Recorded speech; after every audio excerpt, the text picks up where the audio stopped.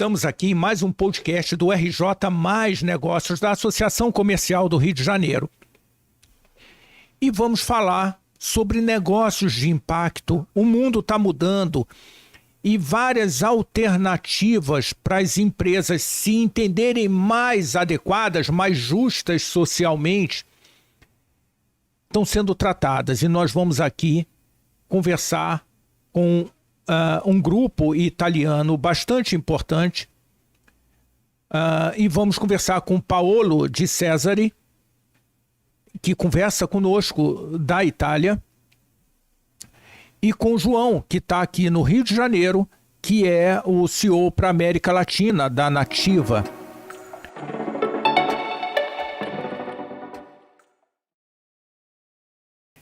E nós vamos começar perguntando para o Paolo o que levou ele a criar a empresa, criar a Nativa. E por que, Paolo, que isso é importante para o Brasil? E por que você escolheu o Rio de Janeiro como plataforma para a América Latina?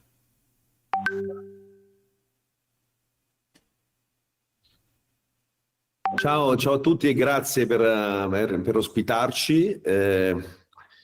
Nativa è un'azienda che esiste da circa 15 anni e quando l'abbiamo fondata con il mio socio Eric Ezechielli, l'abbiamo fondata con una idea molto chiara. L'idea era quella di immaginare il funzionamento di un'azienda 20 anni dopo.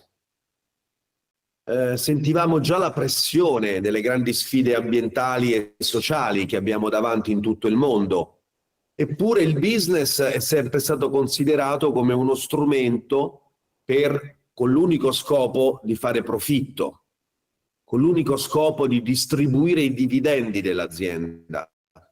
E questo era, sentivamo dentro di noi il fatto che c'era qualcosa che non funzionava dentro questa formula. Il business deve poter creare valore economico, sociale e ambientale, non soltanto valore economico. Questa era, la tensione che sentivamo dentro. E quindi quando abbiamo fondato Nativa abbiamo pensato abbiamo bisogno di dimostrare che un'azienda può avere uno scopo più grande, un proposito più semplice proposito o obiettivo di business. E quindi abbiamo cominciato a lavorare aiutando altre aziende nello sviluppare un modello di business, un modello operativo che noi definiamo rigenerativo. Che cos'è la rigenerazione nel business? È la capacità per un'azienda di produrre valore economico, sociale e ambientale sistematicamente superiore al valore economico, sociale e ambientale che quell'azienda usa per funzionare. Questa è la nuova equazione che tutte le aziende dovrebbero avere davanti agli occhi. Non basta più soltanto il saper raggiungere un valore economico positivo. No, dobbiamo essere in grado di produrre, di realizzare nuove attività di business che siano in grado di essere rigenerative e quindi portare un valore non soltanto agli azionisti, ma ai portatori di interesse, gli stakeholder in senso più ampio. Nativa è partita così, per quasi oramai 15 anni abbiamo lavorato con le principali aziende, prima in Italia, poi in Europa e sempre di più a livello internazionale, con questa idea, essere in grado di capire se un'azienda è rigenerativa oppure è estrattiva e come poter migliorare per raggiungere un paradigma di rigenerazione. Siamo stati anche la prima azienda a raggiungere la certificazione B Corp in Europa e l'altro aspetto importante è che questo principio della rigenerazione abbiamo deciso nello statuto di Nativa, nell'articolo che riguarda il soggetto dell'impresa, il motivo per cui esiste l'impresa. E la Camera di Commercio di Milano ci ha bocciato lo statuto 4 volte. Diceva potete scrivere questo principio della rigenerazione sul vostro sito web, sui vostri documenti, sulle vostre brochure, ma non lo potete mettere nello statuto. E questo è un vincolo veramente importante. Perché? Perché in Italia, così come in quasi tutto il mondo, un'azienda nasce per distribuirne i dividendi e quindi non può nascere per un altro motivo non può nascere per la rigenerazione. E allora abbiamo questa bocciatura, ci ha spinto a lavorare, a creare un movimento nel nostro paese, conferenze, online petition e varie formule, fino finalmente il 1° gennaio 2016 a fare dell'Italia il primo paese al mondo, dopo alcuni stati e gli Stati Uniti, a riconoscere le società benefit, o come si dice in inglese, le benefit corporation, cioè aziende che oltre a perseguire il profitto perseguono anche delle finalità di impatto positivo per l'ambiente e per la società. Questo fenomeno sta esplodendo in Italia, ma sta esplodendo anche in altre parti del mondo, perché dopo l'Italia i paesi come il Perù, la Colombia, la Francia, la Spagna hanno adottato la stessa legislazione. Quindi oggi un imprenditore in questi paesi può decidere se fare un'azienda benefit, quindi con una duplice finalità, oppure non benefit, mantenendo l'unica finalità di profitto. Questo è l'impatto di Nativa in questi anni. Ora, perché abbiamo deciso di venire in Brasile? Beh, per molte ragioni. Ce n'è una forse più romantica, ed è il grandissimo legame che esiste tra i nostri paesi, non soltanto nelle sfide calcistiche, ma nell'affetto, nella qualità della vita, nella ricerca della bellezza. È importantissimo. Il secondo motivo è che vogliamo declinare il concetto di rigenerazione non soltanto col punto di vista dell'Europa o dell'Italia, ma vogliamo venire anche per e coniugare, declinare il concetto di rigenerazione con entrambi i punti di vista, quelli di un emisfero così come quelli dell'altro emisfero.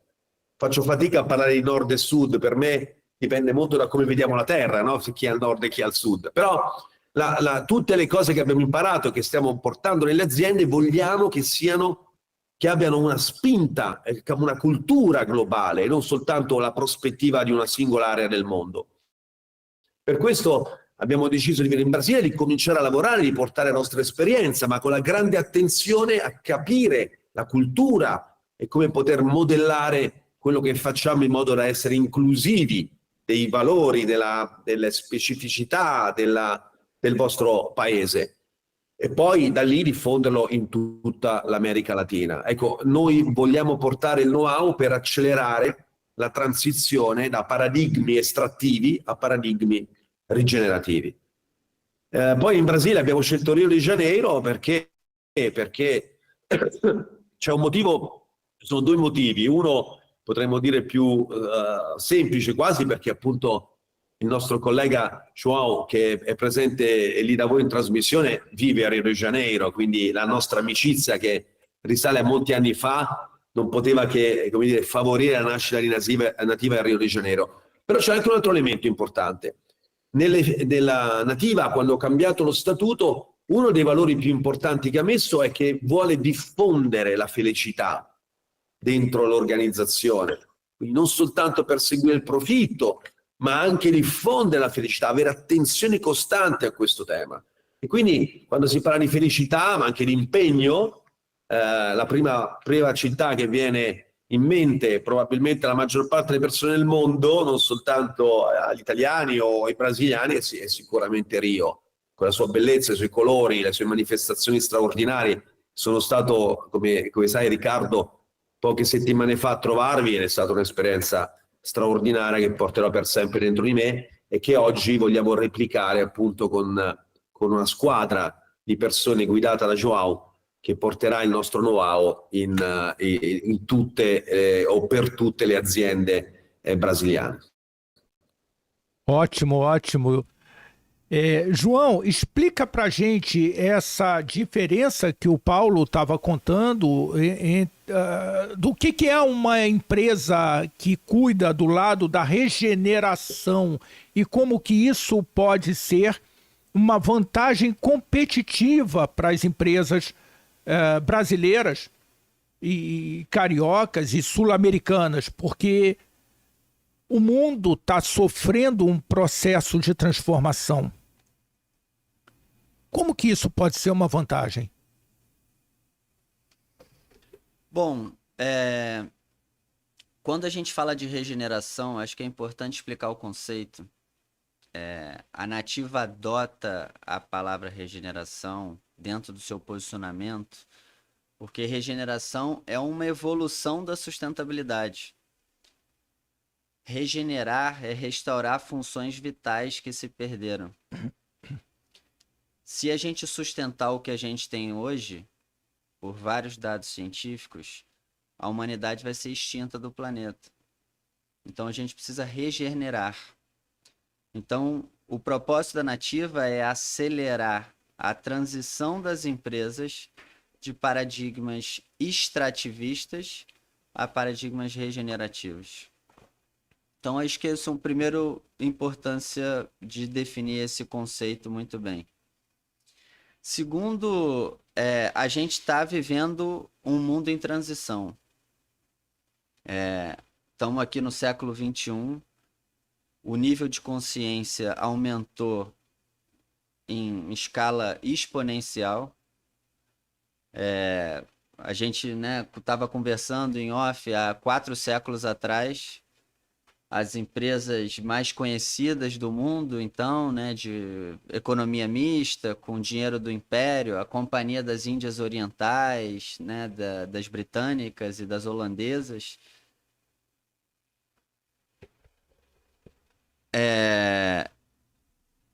tinham como modelo de negócio traficar escravos e era uma violência, então tinham péssimas práticas. De 4 séculos para cá, a gente evoluiu muito. E continua evoluindo, quando a ONU foi fundada, depois da Segunda Guerra Mundial, ainda não se falava desse tema. O primeiro tema, a primeira grande conferência sobre esse tema de meio ambiente no mundo foi em Estocolmo, em 72. E as empresas ainda não faziam parte desse jogo, digamos assim. Depois a gente teve a Eco 92, que foi aqui no Rio de Janeiro, e está aí a importância do Rio para toda essa agenda ambiental, porque foi ali que definiram os documentos mais importantes, como a Conferência das Partes do Clima, da Biodiversidade, que é basicamente que são as diretrizes e os acordos globais que a gente segue hoje, nasceram no Rio de Janeiro, em 92. Depois a gente teve a Rio+20 em 2012, e foi aí nessa época que surgiu a agenda das ODS, dos Objetivos de Desenvolvimento Sustentável, que começou em 2015 e a gente está na metade dessa agenda, vai até 2030. E foi aí que finalmente as empresas entraram no jogo. Se você fosse numa conferência das Nações Unidas antes, você não via praticamente empresário. Você via acadêmico, você via ativista do Greenpeace, mas você não via empresário. Então, dito tudo isso, as empresas elas sentam na mesa para discutir as questões ambientais e sociais. Essa transição ela está sendo acelerada. Esse é o propósito da Nativa. E quais são os elementos, os pilares que estão contribuindo para fazer isso acontecer? Primeiro, a gente tem uma regulamentação evoluindo cada vez mais. Na União Europeia, que é a vanguarda de políticas públicas nessa área, já dentro do seu novo Pacto Verde, o Green New Deal, já aprovou a nova regulamentação de sustentabilidade para as normas contábeis. E o Brasil, inclusive, seguiu esse posicionamento e aprovou, através da CVM, uma resolução no final do ano passado, que a partir desse janeiro já é voluntário o compromisso de apresentar relatórios de contabilidade em sustentabilidade, mas em janeiro de 2026 vai ser obrigatório. Já existe na União Europeia uma lei sobre greenwashing. Então, a JBS, por exemplo, que é uma empresa brasileira, nessa semana a Justiça Americana entrou com uma ação contra a JBS, alegando que as informações prestadas de relatórios de sustentabilidade eram falsas. Ou seja, o cerco está apertando para as empresas em relação à compliance e elas estão precisando se mover por força de lei também. Além disso, sustentabilidade é uma oportunidade de mercado. Então, um desafio ambiental ou social de uma empresa, que antes era visto como uma externalidade, hoje pode ser desenvolvida de forma criativa, com atitude empreendedora, uma solução que gera dinheiro, um subproduto, e que ao mesmo tempo você resolve esses problemas sociais e ambientais. E por fim, eu trago o pilar da reputação e de como o mercado consumidor se comporta diante disso. Então, os jovens, os milênios, essa nova geração, eles se preocupam com a marca que eles vão comprar. Existe uma pesquisa da Deloitte que diz que quase 80% dos milênios hoje levam em conta a marca na hora de comprar. Então, ele vê um produto na prateleira, vai comprar um leite, ele vai olhar na caixa de leite se uma empresa é certificada, se ela tem, por exemplo, se ela é uma empresa B certificada ou se ela não é, ele vai escolher a empresa mais responsável.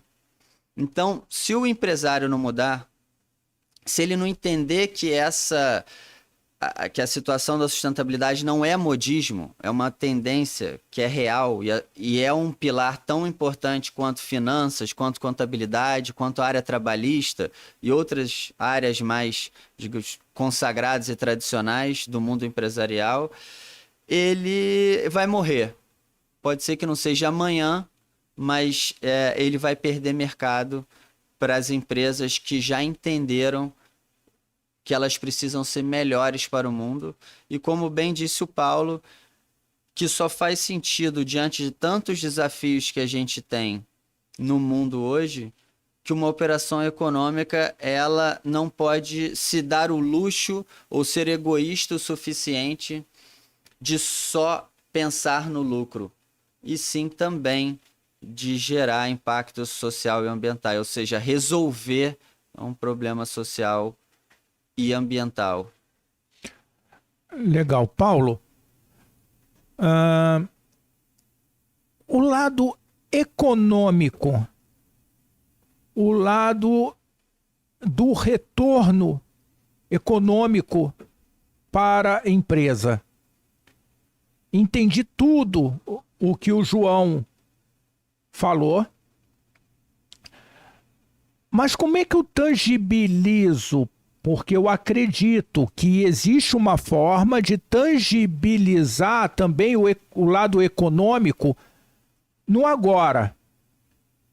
Nós conversamos aqui há alguns dias sobre uma empresa que cria um nível de poluição menor, ajuda a despoluir, está no meio de uma comunidade, de uma favela. Então, ela é uma empresa de impacto importante e o lado econômico é o que está movendo ela principalmente. Você consegue trazer algum exemplo que optar por essa prática gera um resultado econômico rápido e tangível para um modelo de empresa ou para outro?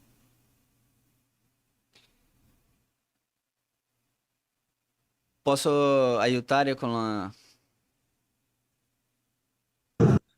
Hai capito, Paolo? Vai. Non tutto, però abbastanza, dimmi rapidamente. Sì, Riccardo voleva sapere se c'è un esempio di come si può dimostrare che investire in impatto sociale e ambientale è anche insieme una buona decisione economica. Se c'è un esempio o un concetto e perché se economicamente è già si deve priorizzare, insomma, questa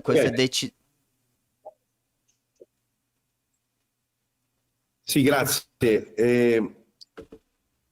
Oramai sono centinaia, se non migliaia, gli esempi di aziende che nell'interpretare questo nuovo modello dimostrano che questo modello è non soltanto il modello più intelligente, ma anche quello che raggiunge risultati di valore più alto.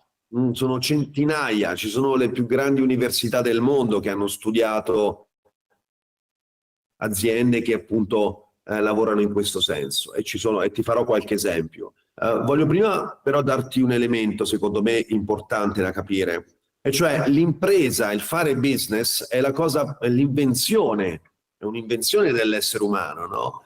È l'invenzione che abbiamo visto può avere la più grande forza sul pianeta, è paragonabile quasi a, non so, a fenomeni meteorologici che riescono ad avere un impatto. Allo stesso modo un'azienda ha un impatto tutti i giorni, ha un impatto economico, ha un impatto sociale, ha un impatto ambientale. L'evento quindi ce l'ha sempre un impatto. Questo impatto può essere positivo o può essere negativo. Allora quello che è successo in questi anni, con tanti errori, con aziende che hanno provato e sono riuscite a volte subito, altre volte commettendo degli errori, come è normale che sia, però tutta questa esperienza oggi è a disposizione per un'impresa, per non commettere gli stessi errori che sono stati commessi prima e non reinventare la ruota tutte le volte. E quindi questo know-how oggi si può scegliere a secondo di dove sia il settore industriale, di dove quell'impresa voglia avere un impatto, e in questo modo migliorare e portare questa conoscenza sempre a un livello superiore. Il primo risultato che si ottiene quando si capisce questo e si utilizzano gli strumenti e un know-how disponibile per non commettere errori, è che la prima reazione che si ottiene all'interno dell'azienda, e questa è un'esperienza che io ho vissuto decine di volte, è l'emozione, come se un'azienda lavorasse su un campo, giocasse in un campo di calcio più grande, e quindi con la possibilità di fare azioni in tante aree, non soltanto in quelle classiche all'interno del campo tradizionale, proprio perché comincio a vedere i miei prodotti, i miei servizi con un'ottica nuova, perché capisco che posso usare nuovi materiali, nuovi processi industriali, devo cercare nuove collaborazioni con altre aziende per trovare il risultato.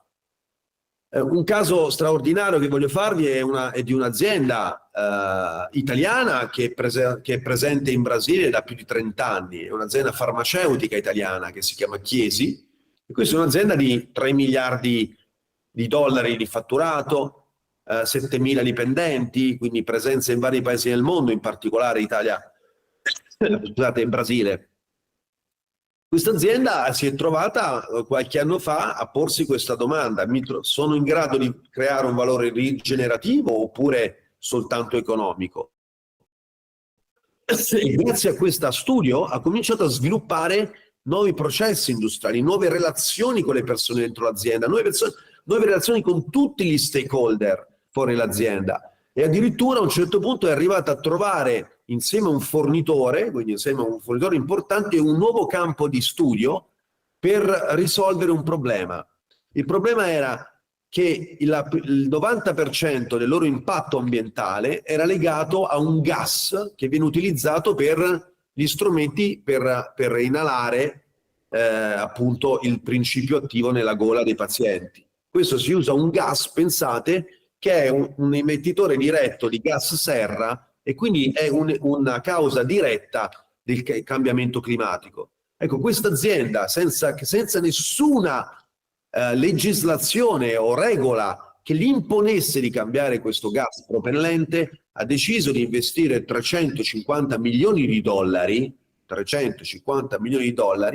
per fare ricerca e trovare un gas alternativo a quello utilizzato. Il gas che è stato trovato è un gas che risolve quasi completamente il problema di cui vi parlavo, e Chiesi Farmaceutici oggi ha un brevetto su un gas che sarà utilizzato da qualunque azienda del mondo adesso, perché risolve un problema che è contro il cambiamento climatico e quindi deve essere risolto.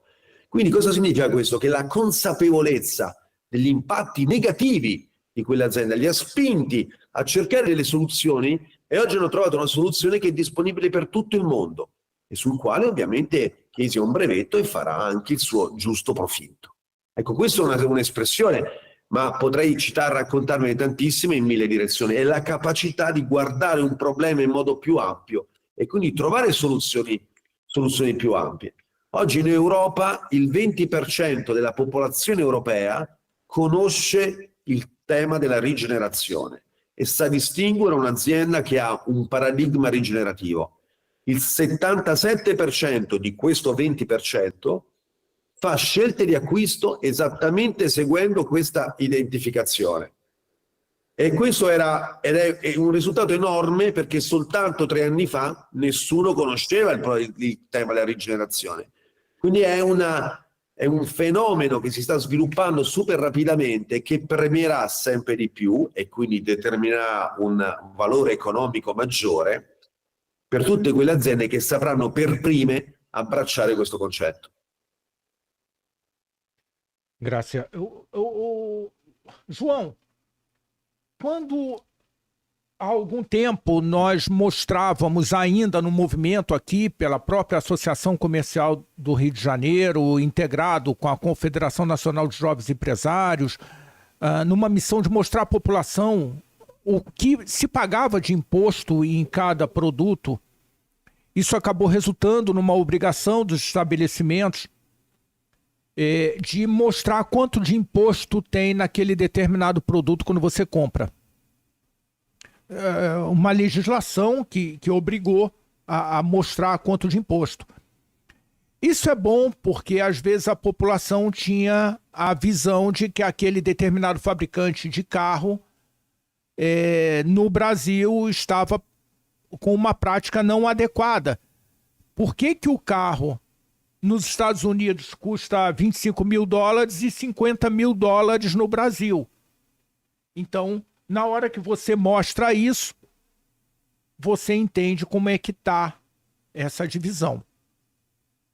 Será que a gente não precisa ter uma legislação que ajude a mostrar, dar essa visibilidade para a população do impacto positivo ou do negativo, como o Paulo estava dizendo? Você vai gerar impacto. É positivo ou é negativo? Qual o impacto? Será que não seria essa a forma de mostrar à população a empresa que gera um impacto positivo, que gera um impacto, ou que tem um impacto neutro ou negativo? Não seria justo para a população, para o consumidor? Perfeitamente. E é justamente esse trabalho que a Nativa lidera. Ao apoiar a empresa num processo de evolução corporativa, a empresa, como o Paulo estava explicando bem, né, amplia o seu olhar no campo do futebol e consegue se aprofundar em várias práticas. E a gente costuma fazer dentro dessa mesma jornada processos de cultura, de propósito, de integração, de treinamento e de boas práticas de sustentabilidade. Isso para a gente é o mais importante, é quando a empresa se abre para essas possibilidades de se tornar uma empresa melhor e depois de planejamento estratégico, passar a implementar ações verticais em cada uma dessas áreas: logística, compras sustentáveis, estratégia de neutralidade climática, estratégia de governança, de diversidade e tudo mais. Agora, o que ajuda a legitimar e dar transparência para a população sobre o que é uma empresa boa, o que é uma empresa de impacto, o que não é? Tem alguns mecanismos. Um deles é a certificação. Então, a Nativa, como antigo country partner do Movimento B na Itália, entregou essa gestão com mais de 260 empresas B certificadas na Itália. O que isso significa? Essas empresas que têm um selo e que precisa se renovar a cada 3 anos, passam por um processo de auditoria muito sério. E é auditada por uma organização terceira que é o BILEB. Ao pegar esse selo e ter a sua pontuação, ela naturalmente já é uma empresa melhor do que uma que não tem esse selo. Então, dei um exemplo aqui do movimento B, da empresa B certificada, mas a Nativa trabalha com várias outras certificações e standards que ajudam a diferenciar as empresas. O outro ponto, de novo, a gente volta para política pública e governança. Então, uma das coisas que marca a história da Nativa é esse trabalho que ela faz de autorregulação corporativa.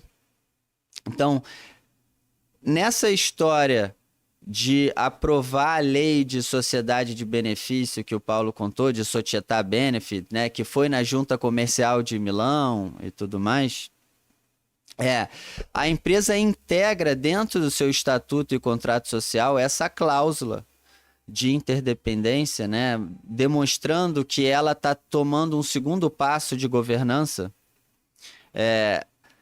De igual modo, um outro projeto que a Nativa lidera, que é o CO2 Alisão, que começou na Itália e está sendo expandido aqui para o Brasil, na América Latina, onde as empresas são convidadas a integrar dentro do seu estatuto e contrato social um compromisso climático, ou seja, ter uma finalidade para parar de só declarar que vai neutralizar o carbono, o clima. Sair do gerúndio, né? Sair do gerúndio e criar um dever fiduciário com seus acionistas e com os outros stakeholders e com a sociedade, dando transparência de que ela de fato vai fazer aquilo.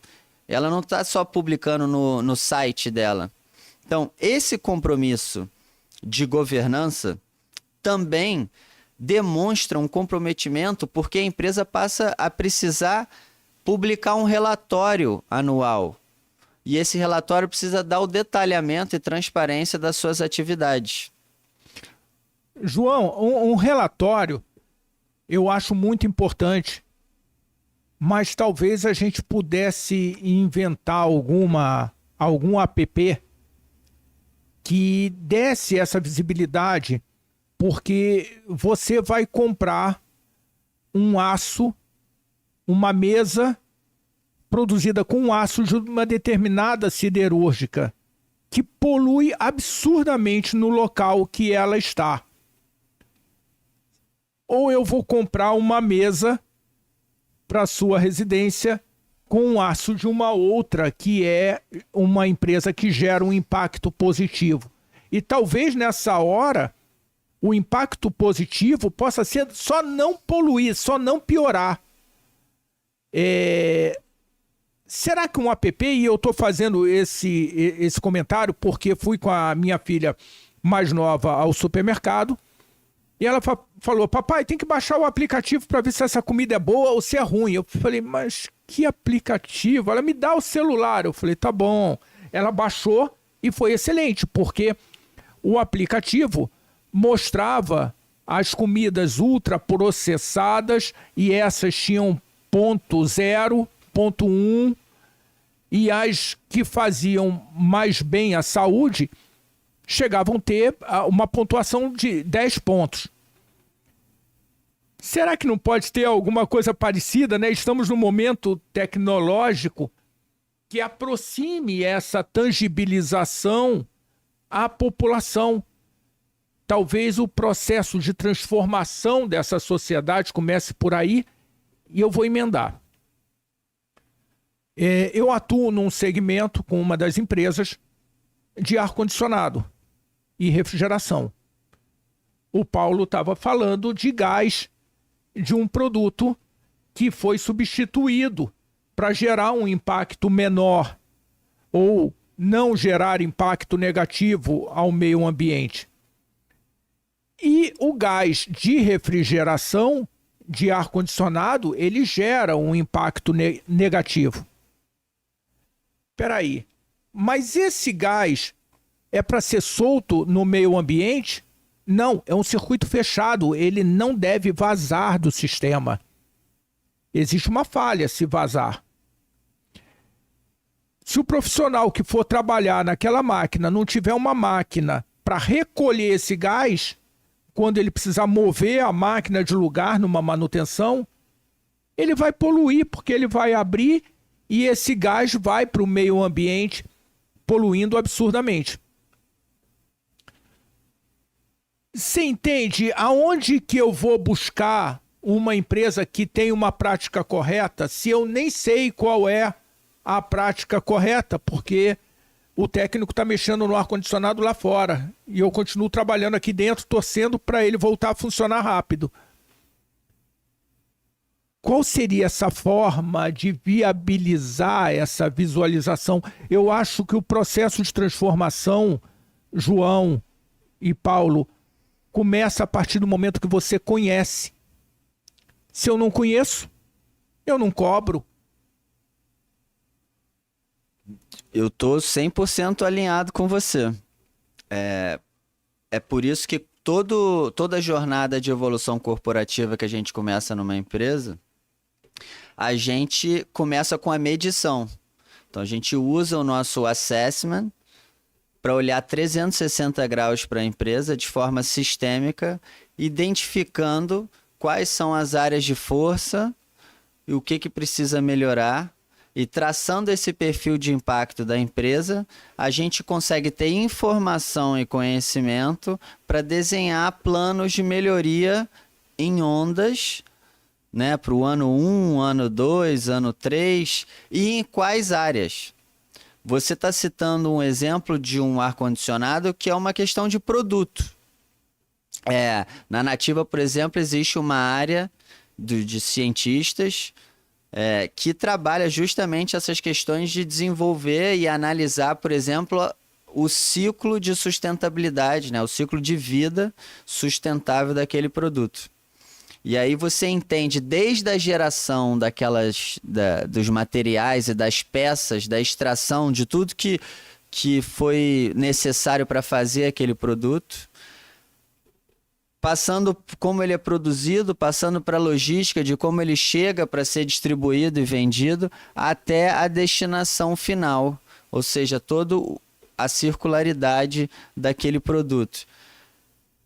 Quando você faz essa análise, você pensa em novos designs e novas soluções para aquele produto.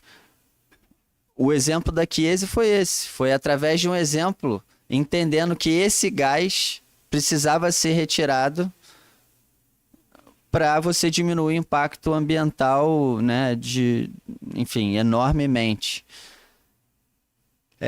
Mas a gente entende que, de fato, uma empresa ela precisa começar do início, digamos assim.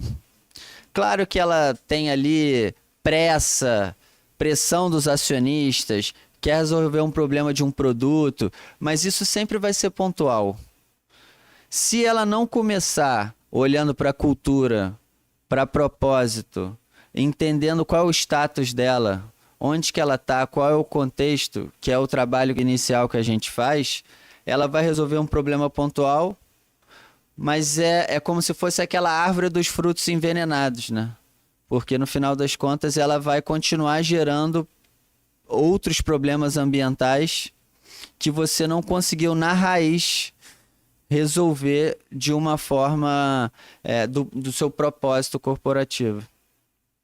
De uma forma mais holística, né? De uma forma mais ampla, porque você não faz uma empresa para que ela tenha uma vida de 5 anos, de 6 anos. Você quer que ela exista pela eternidade. Então, é uma jornada que precisa ser caminhada.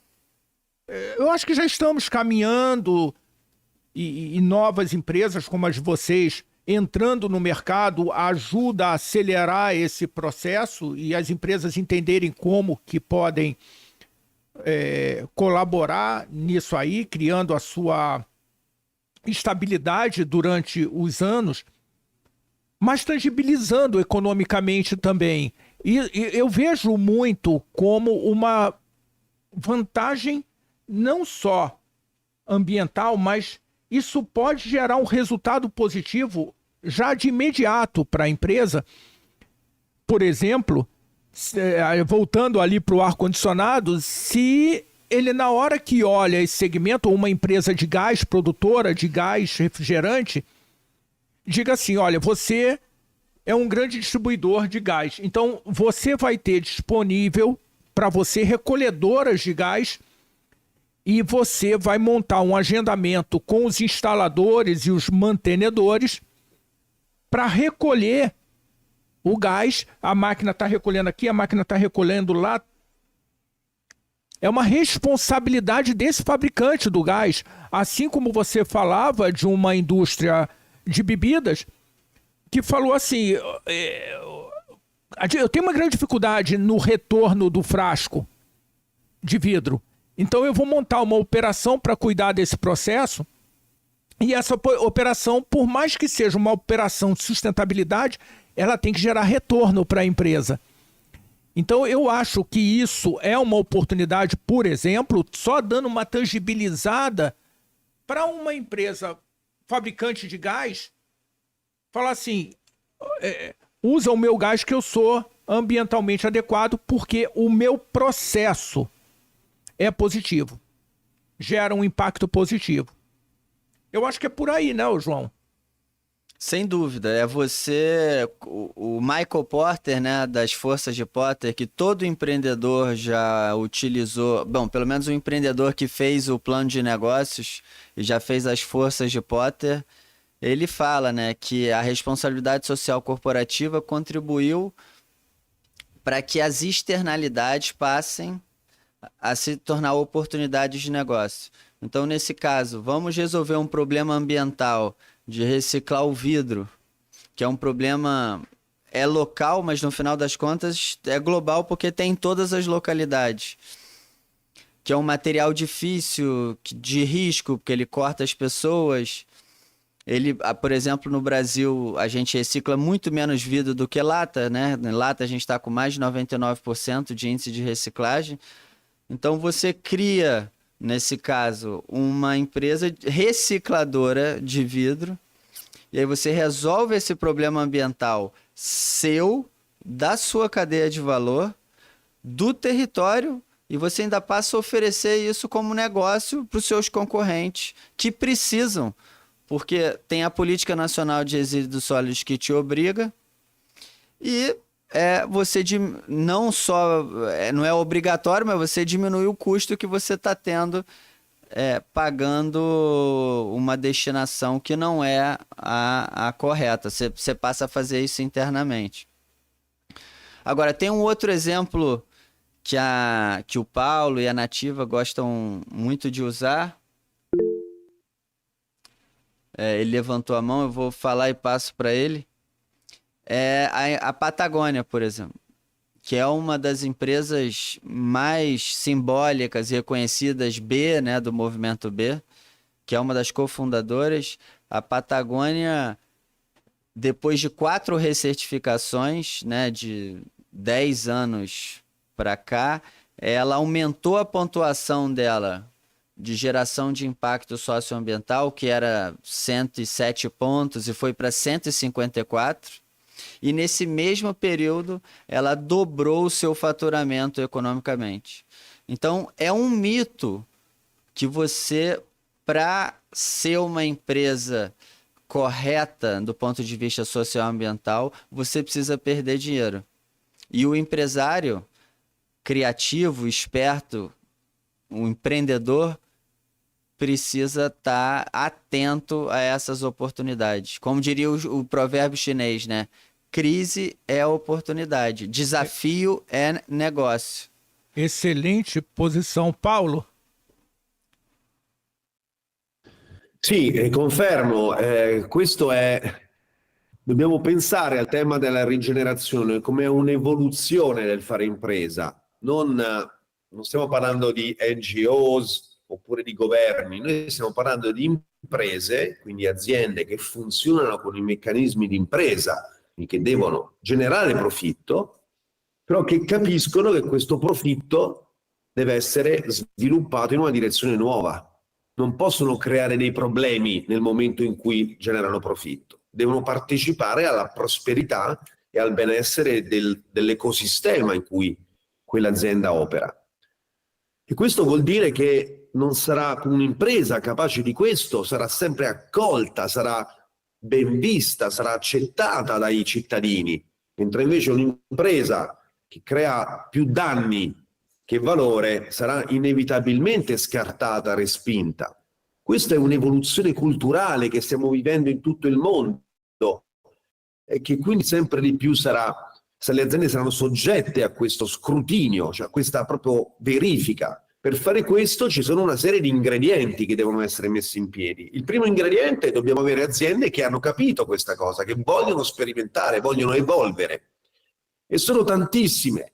A volte lo sentono già come imprenditori dentro, ma non sanno cosa fare, perché non hanno ancora incontrato le soluzioni, gli strumenti che già esistono tantissimi nel mondo, in Brasile, così come in Europa, o negli Stati Uniti o in Asia. Esistono dei casi e questi strumenti, questo know-how deve essere portato a tutti, in modo tale che ciascuno possa imparare. Un secondo tema deve essere, anche il governo deve essere pronto a recepire e favorire la nascita e la crescita di queste aziende. In molti paesi, come per esempio l'Italia, vi ho raccontato, è stata creata una forma giuridica specifica per riconoscere queste aziende, le società benefit. Dobbiamo introdurre la legge delle società benefit anche in Brasile, così che le aziende abbiano una forza, non un obiettivo, una finalità nuova, profitto e impatto positivo. Ogni giorno tutte le persone in un'azienda penseranno a come fare a fare profitto e anche impatto positivo e non penseranno solo a una di queste due cose. Poi abbiamo bisogno di anche una capacità di racconto nuovo per avvicinarci ai cittadini.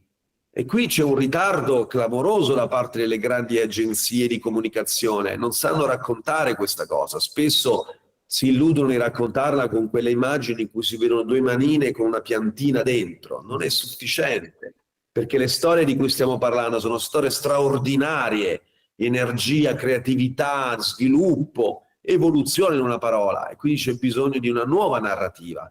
E infine abbiamo bisogno delle persone, che queste cose le stanno capendo sempre di più, le nuove generazioni ce l'hanno nel loro DNA e dobbiamo fare in modo che anche i più vecchi capiscano queste cose più rapidamente, e quindi il racconto faciliterà questo insieme di cose. Ecco, noi nel nostro piccolo, ma con la nostra grande esperienza, vogliamo portare gli strumenti, vogliamo portare come si fa una legge sulle società benefit, vogliamo portare capacità di racconto e lo vogliamo portare al più alto numero di aziende possibile. Non lo possiamo fare da soli, lo facciamo insieme a tanti partner, ma abbiamo questa, e vogliamo anche apprendere in modo tale che la parola rigenerazione sia una parola globale e non sia una parola che viene soltanto da una prospettiva di una parte del mondo, ma sia una parola che tutti impariamo a conoscere e a utilizzare correttamente. E quindi quando andrai al supermercato saprai riconoscere immediatamente un prodotto fatto da un'azienda rigenerativa rispetto a una non rigenerativa, perché il racconto, le certificazioni, le forme e il legal status, cioè le forme legali delle imprese saranno diverse, saranno evidenti, e quindi sarà più facile per te sceglierlo, magari anche usando un'application, no? Come è successo nell'esempio che facevi, Sì. che ti aiuta a riconoscerla immediatamente. Sim. Bom, João, eu acho que a gente teve uma aula agora aqui de como isso é importante para a nossa economia, como que isso pode ser um diferencial. Nós estamos num momento diferente de mundo, como nós falamos no início, e é uma oportunidade, como você falou, é uma grande oportunidade para o Brasil despontar como um país responsável e com empresas que geram impacto positivo, não só ambiental, mas social, além do econômico. Então, porque o econômico eu entendo como fundamental, é o motivo pelo qual a empresa existe. Mas cuidar do seu entorno. Nós temos no Rio de Janeiro, como o Paulo no começo falava, o Rio de Janeiro transpira esse lifestyle carioca, a maior floresta urbana do mundo, a segunda maior floresta urbana do mundo, dentro da mesma cidade, dentro do mesmo estado, e nós precisamos cuidar disso. Nós precisamos cuidar e temos o dever de sermos uma referência na América Latina com relação a esse tema. Então, eu acho que muito bem-vindos. Obrigado, como carioca, Paulo e João, por usarem essa plataforma Rio de Janeiro para a operação Latam de vocês. E o que precisar do RJ+, como uma plataforma que pode acelerar o matchmaking de vocês, nós estamos aqui à disposição. Na verdade, a associação comercial, Paulo, já lhe esperava há 215 anos. Uhum. Então, muito obrigado. Se vocês quiserem fazer alguma consideração final. Gli ultimi commenti, Paolo. Sì, no, mi piace sapere che da 200 anni l'associazione ci aspettava, quindi siamo arrivati un po' tardi, però sempre in tempo e siamo molto felici. Tornerò presto qui in Brasile ora di Riccardo di incontrarci nuovamente e lo facciamo con grande energia, anche con grande umiltà, questo è importante sottolinearlo, però anche con la consapevolezza che questa è la strada e che l'esperienza che abbiamo vissuto in questi anni può essere utilizzata per accelerare una transizione. Quindi con grande ottimismo e desiderio di partecipare. Grazie mille. Bom, eu também agradeço o espaço, agradeço o convite, Ricardo. É um prazer para mim ter a oportunidade de estar aqui no Rio de Janeiro, nessa parceria incrível com um amigo de longa data, com o Paulo, que eu admiro muito, o Paulo e o Eric, né, os dois cofundadores da Nativa, e todo esse time de designers de regeneração que acompanham a Nativa e que implementam projetos, que são vários espalhados. E ter a oportunidade de trazer tudo isso para o meu território, o lugar onde eu me sinto pertencente, né? Eu voltei para o Brasil, voltei para o Rio de Janeiro. A gente está num momento estratégico, né? Esse ano vamos sediar a reunião do G20.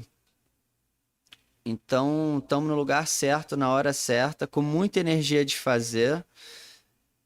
E, claro, com muita humildade para aprender e empreender junto com todo esse ecossistema de impacto para a gente andar junto e conseguir chegar no nosso maior objetivo, que é acelerar essa transição que a gente não vai conseguir fazer sozinho. Então, obrigado a você, ao RJ+, à Associação Comercial do Rio. A gente precisa da sociedade civil, né?